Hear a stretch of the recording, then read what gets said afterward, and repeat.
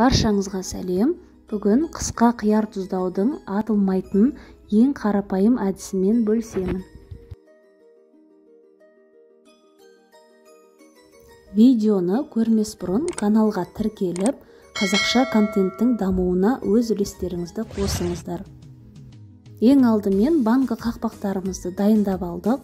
Одан кейін барлық қоспаларды осылай жуып, тазалап дайындап алдым. Барлығының толық мөлшерін төменге жазып қалдырамын. Ең алдымен хрен жапырақтарын саламыз. Мен оны осылай ұсақ бөлшектерге кесіп алдым. Одан кейін кептірілген зонтик укроптарын саламыз.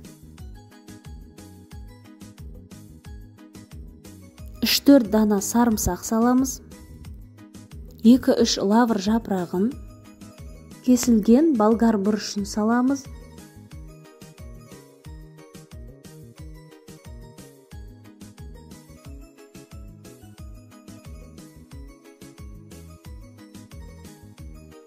Одан кейін қиярларымызды салып шығамыз. Мұнда ең бастысы қиярларды таза суға жуып, 2 басын кесіп, салқын суға 5-6 сағатқа салып қою қажет.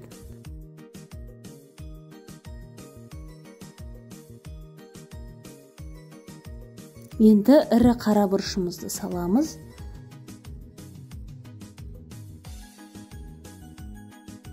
Одан кейін ыстық қайнап тұрған су құйып, бетін жауып, 20 минутқа қалдырамыз.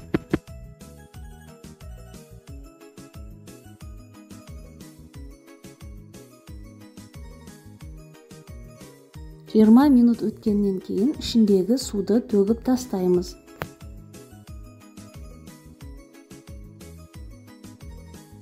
Екінші рет тағы да қайнаған су құйып, бетін жауып, 20 минутқа қалдырамыз.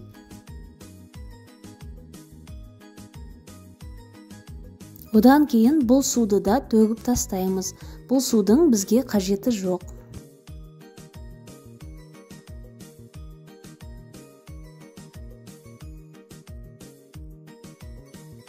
Енді әрбір 1 литрге мен 1 ас қасықтан толтырмай тұз салдым. Одан кейін 1 ас қасық толтырмай қант саламыз.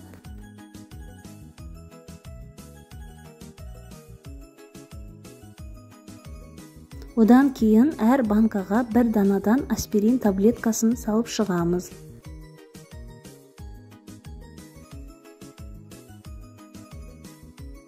Одан кейін осындай 70% уксустан тек қана шай қасықтың 3/1 бөлігіндей ғана салып шығамыз.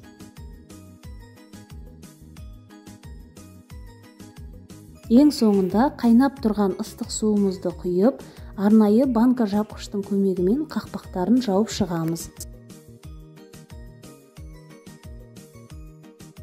Одан кейін банкілерді төңкеріп, 1 тәулік шамасында жылы көрпеге орап қоямыз.